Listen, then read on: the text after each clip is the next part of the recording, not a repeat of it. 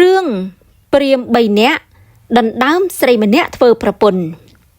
មាននិទានមួយថាព្រាហ្មណ៍ម្នាក់ឈ្មោះតិនស្វាមីមានកូនស្រីម្នាក់ឈ្មោះនាងមន្ទាវតីរូបឆោមលោមពណ៌ល្អលើសលែងស្រីទាំងពួងគ្មានស្រីណាប្រៀបផ្ទឹមស្មើឡើយបើប្រុសណាឃើញនាងនេះតែងស្រឡាញ់ចង់បានធ្វើជាប្រពន្ធគ្រប់គ្នាហើយប្រាប់ឪពុកម្ដាយឲ្យទៅស្ដីដណ្ដឹងដល់ព្រាហ្មណ៍តិនស្វាមីជាឪពុកព្រាហ្មណ៍តិនស្វាមីមិនព្រមឲ្យដល់អ្នកចូលទៅស្ដីដណ្ដឹងអស់នោះឡើយចំណេមកខាងក្រោយមានព្រាហ្មណ៍3នាក់នៅក្នុងនគរនោះដែរសិតតែជាកំឡោះមានរូបរាងល្អល្អះហើយចេះសិលសាស្ត្រគ្រប់គ្នាព្រាហ្មណ៍ម្នាក់ឈ្មោះវិជ្ជាកេសីព្រាហ្មណ៍ម្នាក់ឈ្មោះវិជ្ជាសន្តរៈព្រាហ្មណ៍ម្នាក់ទៀតឈ្មោះវិជ្ជាស្វាមីព្រាហ្មណ៍ទាំង3នាក់នេះប្រាប់ឪពុកម្ដាយចូលទៅស្ដីដណ្ដឹងនាងមន្ទាវតីកូនស្រីតិនស្វាមីព្រាហ្មណ៍ដូចគ្នាតិនស្វាមីព្រាហ្មណ៍មិនឲ្យកូនស្រីទៅព្រាហ្មណ៍ណាឡើយព្រោះគិតឃើញថាបើឲ្យទៅម្នាក់មុខជាពីរអ្នកទៀតខឹងលុះចំណេតមកពួកព្រាហ្មណ៍កំឡោះជាច្រើនដែលស្រឡាញ់ចង់បាននាងមន្ទាវតីធ្វើជាប្រពន្ធរាល់គ្នានោះក៏ទៅចោមរោមនិយាយចែកចង់នាងមន្ទាវតីតាមអំពើចិត្តរៀងខ្លួនឯនាងមន្ទាវតីដឹងថាពួកព្រាហ្មណ៍កំឡោះចោមស្រឡាញ់ដូច្នោះក៏កើតទុកក្រៀមក្រំទៅជាឈឺរីងរីស្គាំងស្គមទាល់តែខ្សែជីវិតទៅឪពុកម្ដាយក៏ធ្វើបុណ្យខ្មោចកូនស្រីនោះតាមទំនៀមឯព្រាហ្មណ៍ទាំង3នាក់ដូចចាញ់ឈ្មោះខាងលើ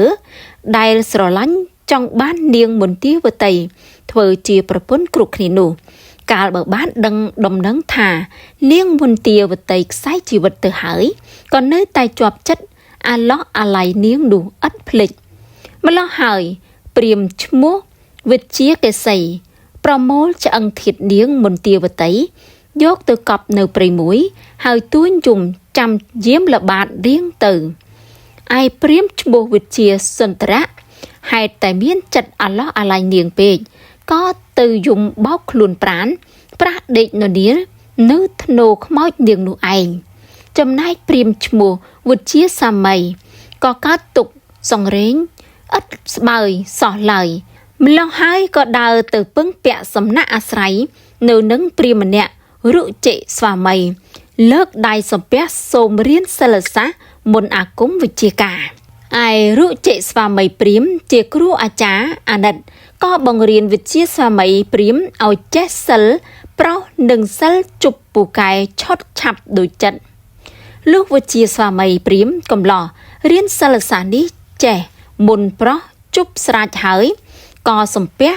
លារុជិស្វាមីព្រាហ្មណ៍ជាគ្រូវិលមករកព្រាហ្មណ៍2នាក់ហើយនាំទៅដល់ភ្នោខ្មោចនាងមន្ទាវតីប្រមូលអស់ឆ្អឹងនាងនោះឡើងទើបវិជ្ជាស្វាមីព្រាហ្មណ៍បានសូត្រសែកមុនជប់ឆ្អឹងឲ្យរស់ជារូបរាងនាងនោះល្អប្រពៃឥតឆ្កងឡើងវិញព្រាហ្មណ៍ទាំង3នាក់នោះយល់នាងមន្ទាវតីមានរូបឆោមលោមពណ៌ល្អប្រសើរដូច្នោះក៏ឆ្លោះប្រកែកជជែកគ្នាដណ្ដើមយកនាងនោះជាភរិយារបស់រាល់ខ្លួនវិជ្ជាកេសីថា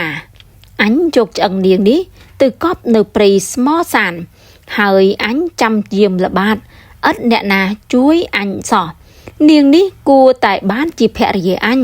ចំណែកវិជ្ជាសន្តរៈថាអញទៅទួញយំសោករក្សាធ្នោខ្មោចនាងនេះនៅព្រៃស្មសានតែម្នាក់ឯងនាងនេះគួរតែបានជាភរិយារបស់អញវិជ្ជាស្វាមីថាអញស្វាតទៅរៀនសិក្សាវិជ្ជាសិលចេះហើយមកប្រោះឲ្យនាងនេះរស់ដូចដើមនាងនេះគួរតែបានមកជាភរិយារបស់អញព្រាហ្មណ៍ទាំង3នាក់ជជែកឆ្លោះប្រកែកគ្នាចង់យកនាងជាប្រពន្ធតែរៀងខ្លួនមិនដាច់ស្រេចក៏នាំគ្នាទៅដល់ចៅក្រមប្តឹងតាមដំណើរទីតីហើយសួរថាបើដូច្នេះតើនាងនេះគួរបានជាប្រពន្ធរបស់អ្នកណាចៅក្រមនឹងជំនុំជម្រះរឿងនេះមិនបានក៏នាំព្រាហ្មណ៍ទាំង3នាក់ឡើងក្រាបបង្គំទូលព្រះមហាក្សត្រតាមដំណើរសពគ្រប់ប្រការព្រះមហាក្សត្រទ្រង់ពិចារណាឆ្វេងយល់ក្នុងព្រះរាជហឫទ័យស្រេចហើយទ្រង់ត្រាស់ថាឯគុណព្រះស្ដែងទាំង3នាក់នេះ សឹងប្រសើរគ្រប់គ្នាគួរជាឪពុកគួរជាប្តីគួរជាកូនគឺវិជ្ជាស្វាមីដែលបានចេះសិលសាស្ត្រពូកែឆុតឆាប់មកប្រោះនាងឲ្យរស់រូបល្អល្អះដូចដើមនោះគួរឲ្យបានជាឪពុកចំណែកវិជ្ជាសន្ទរៈដែលនៅចាំថែរក្សាខ្មោចនាងនោះគួរឲ្យបានជាប្តីខាងវិជ្ជាកេសីដែលមានចិត្តសប្បុរសបានយកធាតុនាងទៅកប់នោះគួរឲ្យបានជាកូននាងហោងហេតុម្ដេចក៏ឲ្យបានជាកូនហេតុតែគេបានយកធាតុនាងទៅកប់ឧបមាដូចកូនលើកខ្មោចម្ដាយហើយយកធាតុម្ដាយទៅកប់ឯដល់ព្រៃស្មោសាននោះឯងហេតុដូច្នេះត្រូវតែទុកជាម្ដាយហោងព្រាហ្មណ៍ទាំង3នាក់បានឮព្រះបន្ទូលដូច្នោះហើយក៏សុខចិត្តគ្រប់គ្នាក្រាបថ្វាយបង្គំទទួលព្រះបន្ទូលនៃព្រះមហាក្សត្រហើយក្រាបថ្វាយបង្គំលាទៅលំនៅអាត្មាទីតី